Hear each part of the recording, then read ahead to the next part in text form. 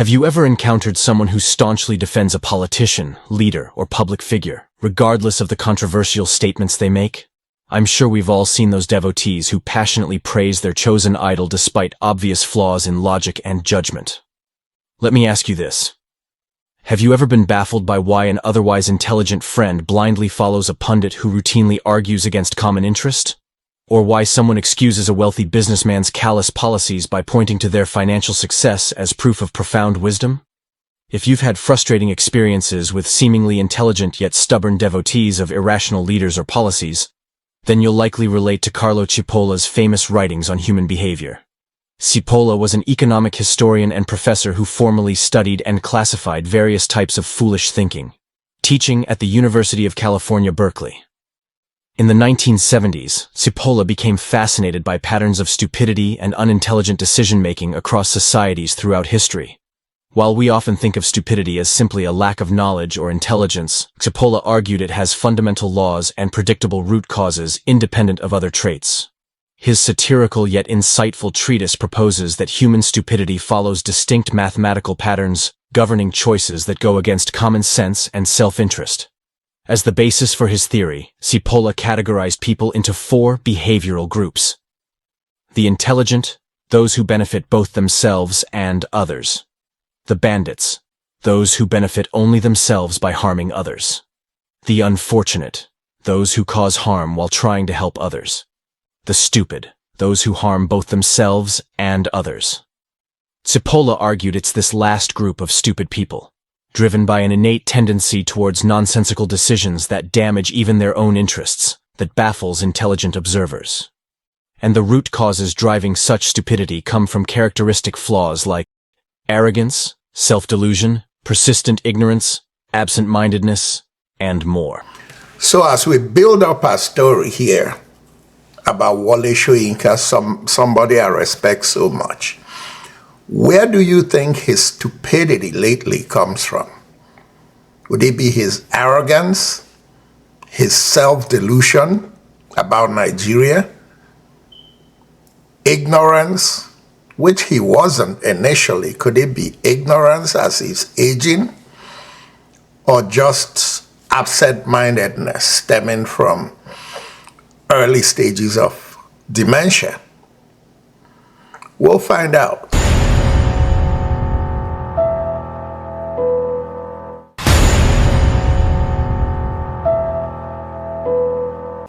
Hello, everybody. Once again, this is Fred Wanko coming to you from our studios in Chicago with another edition of Bold Talk on Allen TV. And as usual, I like to say good morning, good afternoon, and good evening to you, depending on where you are around the world.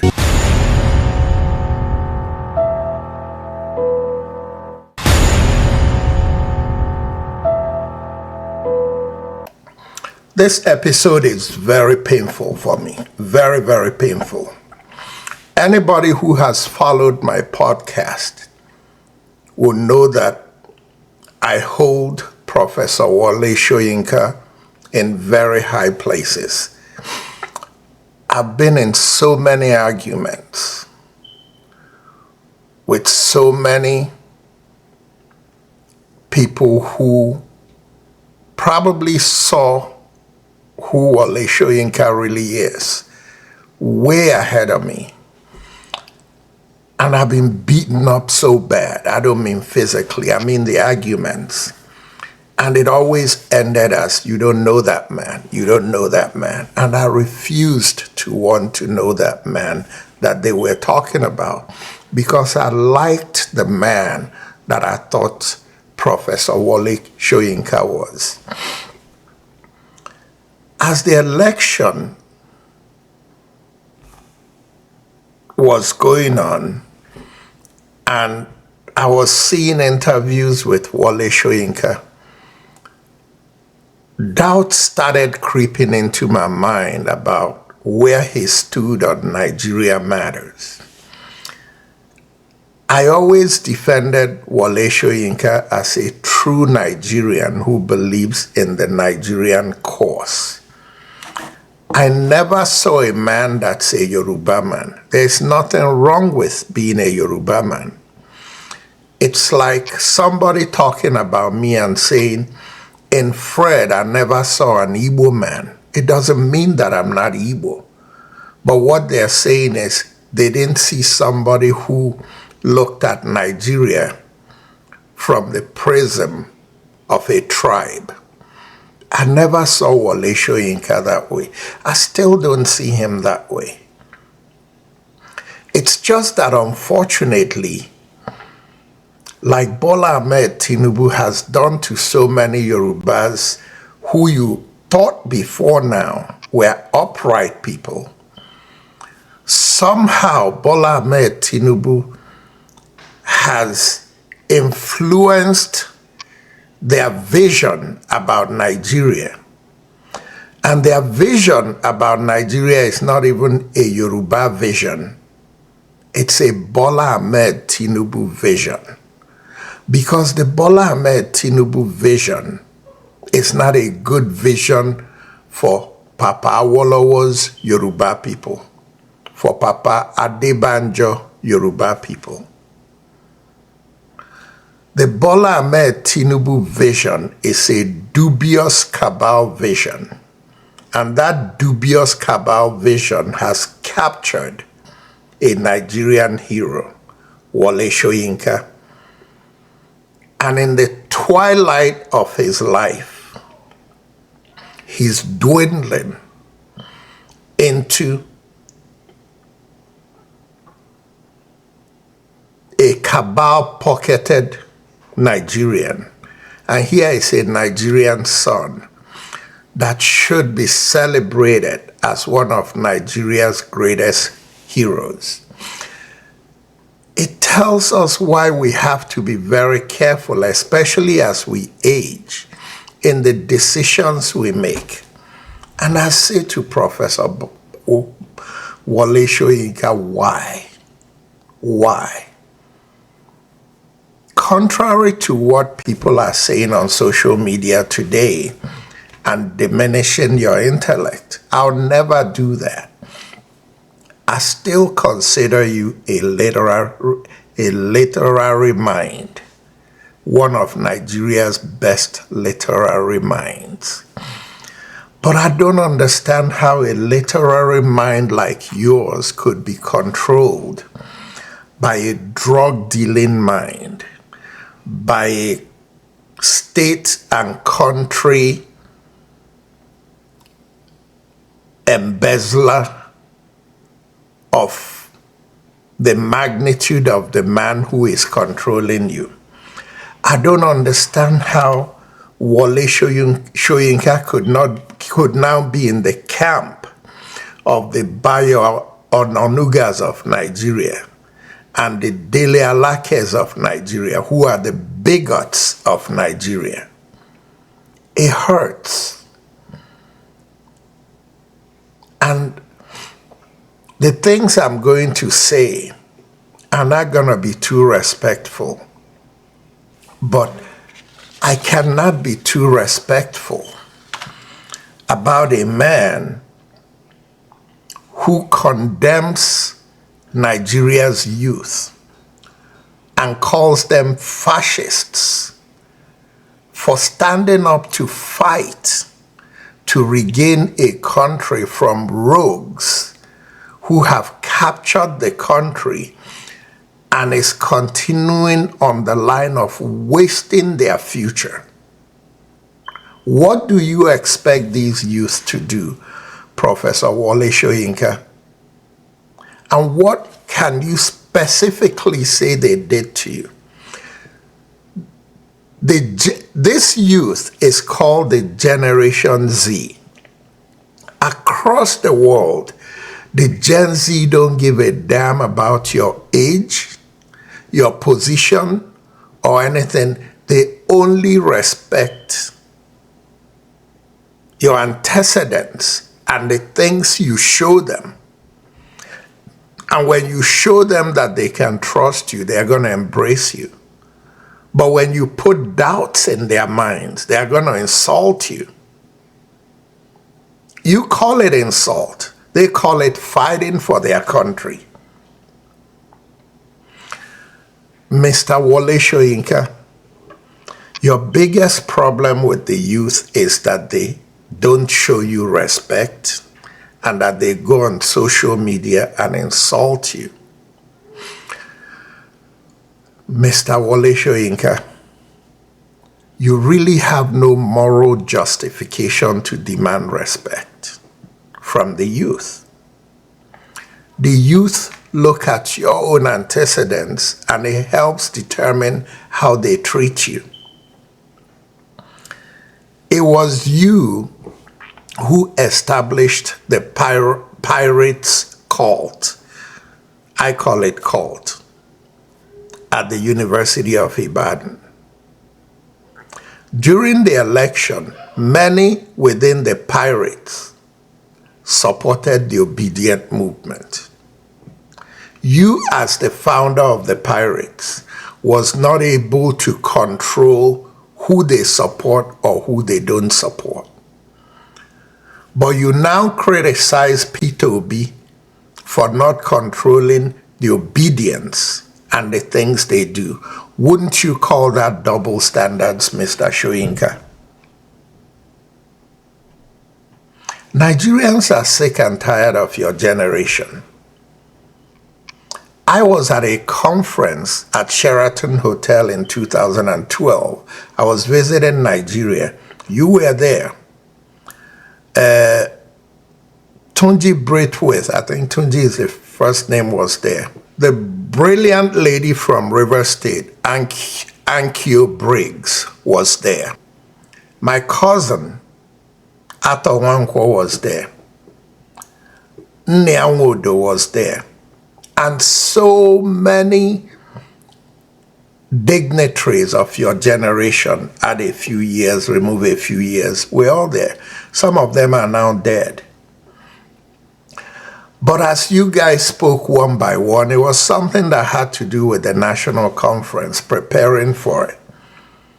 Some of the young people at the time, I call them young because they looked 35 and 40, that were sitting by me were talking when you were talking, and kept talking that people couldn't quite hear what you were saying. And I got the attention of one of them and said, come on, man, tone it down. Let's hear what Wole Soyinka is saying. And sadly, or actually, I wouldn't call it sad or not sad, but he was a Yoruba young man. The response he gave me was, forget about those people, their time have passed. I've told that story so many times in different settings in Nigeria and America, and I was saying it from the standpoint of saying that the young people are disrespectful of the older generation, because I was seeing the Wole Soyinka that I more or less worshipped. But what that young man was telling me is what you are manifesting today, Professor Wole Soyinka. That young man was telling me that you haven't shown him anything in his lifetime that will make him want to listen to you. And that's what you're manifesting today. This was 12 years ago. But the things you've been doing the last 2 years is justifying how the youth felt about you 12 years ago. And what makes you think that 12 years later, when you have doubled down on your biases, sometimes on your bigotry, that these youth are going to turn around to respect you? You demand respect from the youth, but you are the same Wole Soyinka that called the First Lady of Nigeria, Mrs. Patience Jonathan, you called her hippopotamus. You insulted President Jonathan of Nigeria on several occasions and led a group that marched against him and tried to shut down Nigeria, and you called him King Nebuchadnezzar. It's on record, Wole Soyinka. You're on record for calling these same youth you want respect out of for fighting against corruption and election stealing in Nigeria. You call them fascists. And you want them to respect you, Professor Wole Soyinka. If you notice, there's so much pain and anger in me that I should be insulting you the way they used to, but I refuse to do it because I want to hold on to that Wole Soyinka that I grew up admiring. Not admiring your peaceful moves to solving problems, but admiring your radical approach to solving problems. Today, Nigeria needs a radical approach to solving Nigeria's problems. And the biggest problem Nigeria has today is sitting in Asher Rock, and his name is Bola Ahmed Tinubu. He's the most corrupt person Nigerians and the world looking into Nigeria can identify within the four walls of Nigeria, plus his cronies across the 36 states of Nigeria. Before anybody calls me bigot, including the cabal-pocketed Igbos, they are part of Bola Ahmed Tinubu's crooked gang in Nigeria. And the youth are fighting that gang. And Professor Wole Soyinka, you have chosen to align yourself with that gang of crooks against the youth who are on the right side of history. Can I painfully sum up the courage to say that, Professor Wole Soyinka, what you're showing lately is a man without principles? I saw the video where you spoke at the Bola Ahmed Tinubu colloquium or symposium or whatever it was, as he was honing his image without Nigerians knowing to run for president. A drug dealer, a certificate forger, a man who we don't know who his parents are, don't know what his name is, but stole his way into Asher Rock. And of all Nigerians, Wole Soyinka is aligning with the news-distorting group of Bayo Onanuga and Dele Alake to support a drug dealer against Nigeria's youth, the generation of your children and Dele Alake's children and Bayo Onanuga's children. I really like to secretly observe to see which side your children are on. And I'm almost certain that your children are on the right side of history, while you're shamefully supporting an administration that is taking our country in the wrong, most embarrassing direction that our country has ever gone since independence.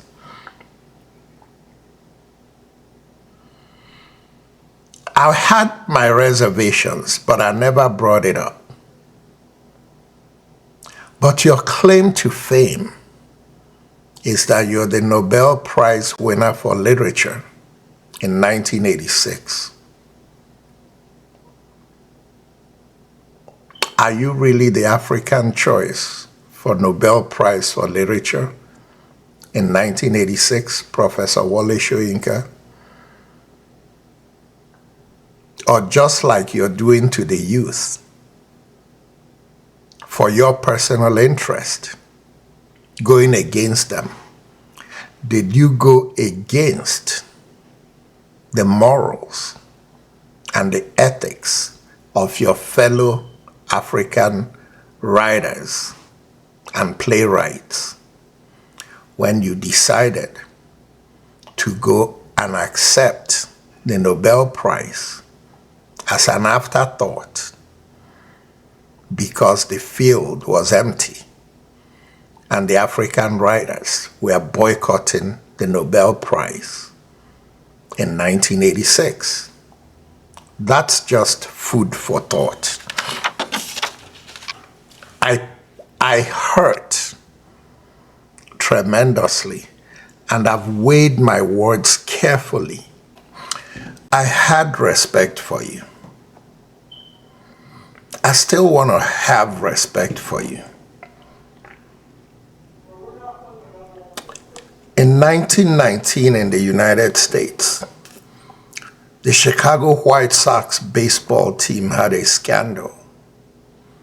One of the favorite players, one of the favorite stars, was playing up for the gamblers. So he was losing games to win games for gamblers.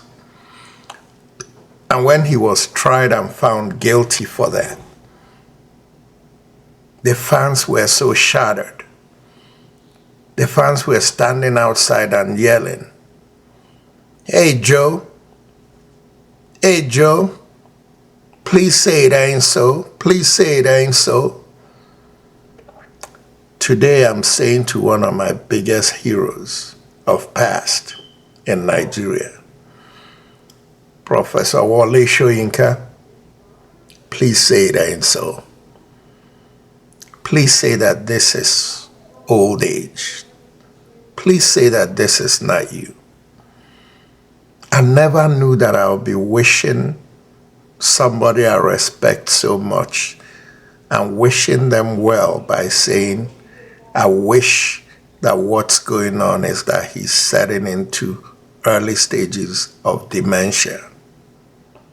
But that's how I feel, so that I can defend you and say, guys, let's measure him by his entire body of work and not just by the things he said when dementia started setting in.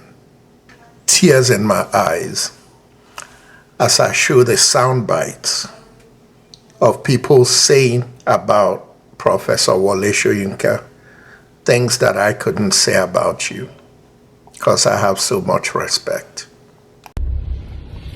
Hello, my name is Ifesalako, and I'm making this video in direct response to what Professor Wole Soyinka said about His Excellency Mr. Peter Obi, hoping that he shouldn't vie for presidency come 2027.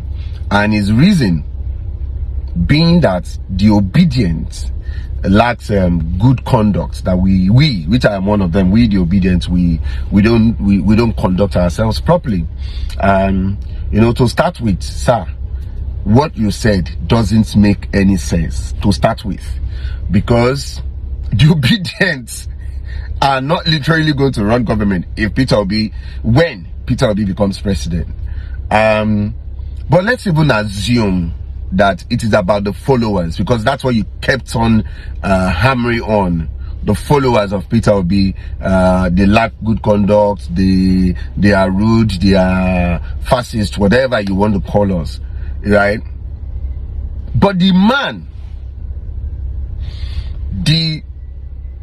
that you are supporting, the people that are supporting him, they are killers, they are murderers, they are drug dealers, they are thugs everywhere.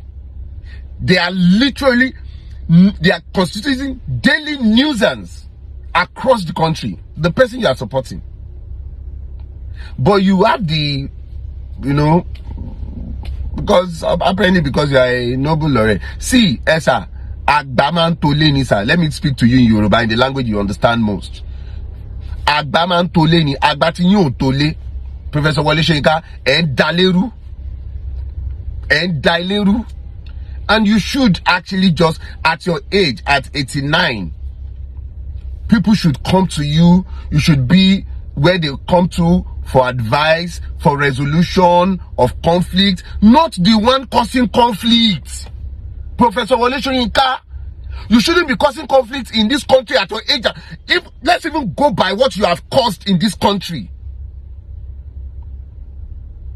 The cultism that you started in Nigeria is still going there, causing problem. Young boys are still killing themselves. Or should we talk about when you went to use gun to waylay them at a radio station? Or because you are not satisfied with the government? And it is you now that is coming out to call some people different names. Esa, ejeka gbayin to le sa, Professor Wole Soyinka sa. Ejeka gbayin to le. If it's a bad Nigeria, you don't have a future in this country. We have a future in this country. You're 89. You have lived your time. The country is in disarray. Businesses are shutting down. Over 700 businesses gone. People are hungry. Inflation is over the roof. 2 days ago, the central bank still raised credit to 2 point something to 26 point something percent. And all you care about, not to even talk of exchange rates, but all you care about is Peter Obi not contesting in 2027. Esa, Eyeka gbayin tole, Emma da Nigeria du beche baje ilo. Hello, see me.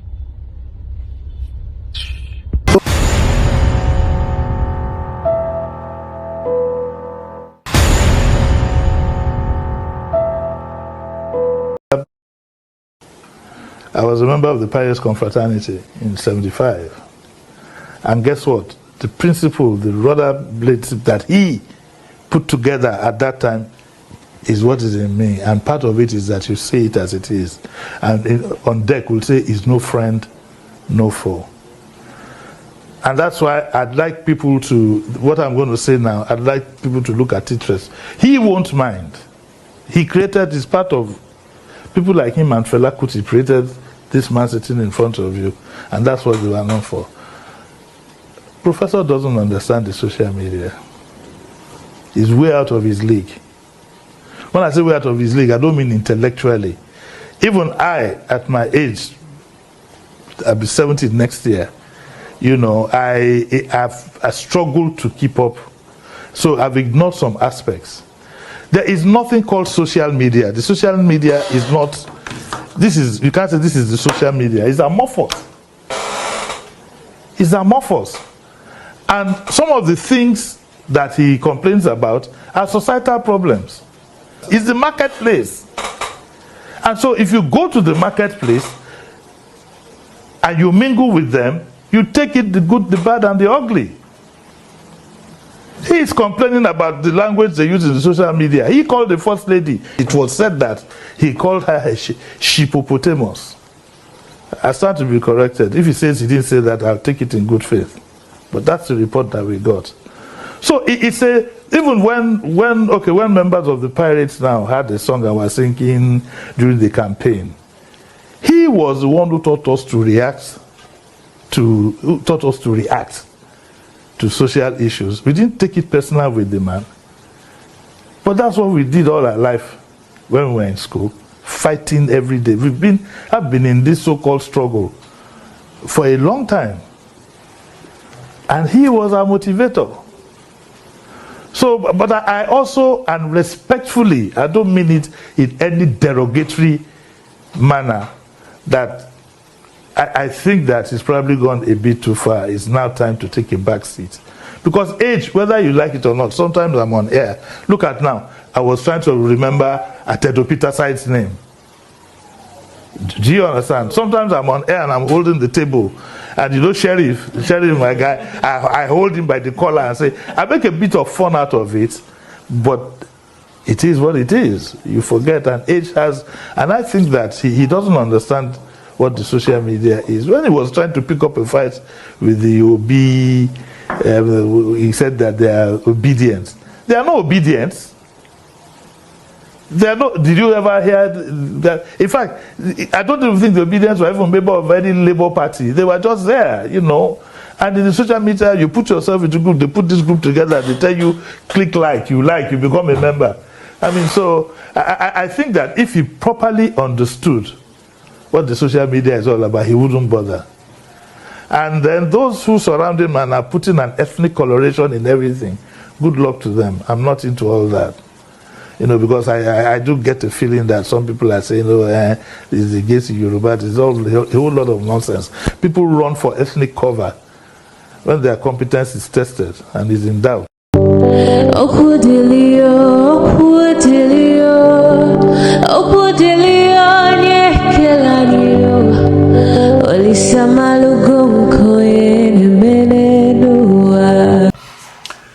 And on that note, I'd like to say this is Fred Nwankwo coming to you from our studios in Chicago with a painful edition of Bold Talk on Island TV. And as usual, good night and God bless.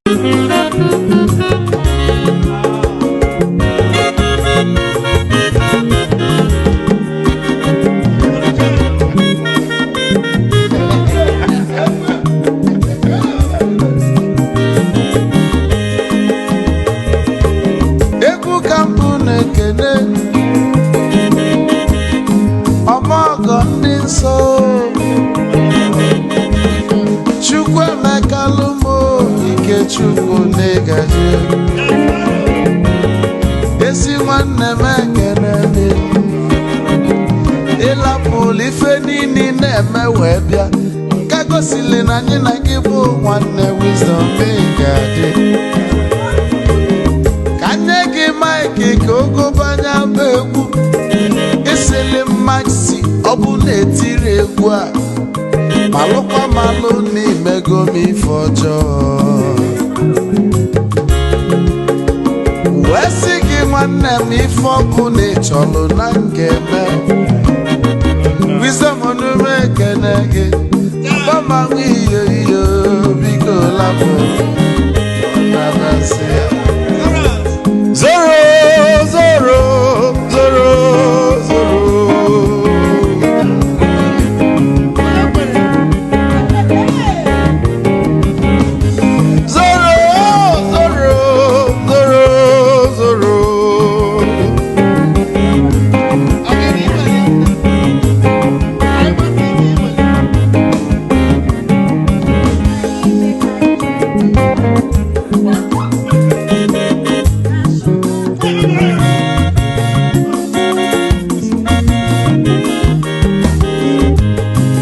Duru joy na bugwa Hausa Sokoto Ujembe nwilo Anu solo nwe nwa n'ọfịa n'ara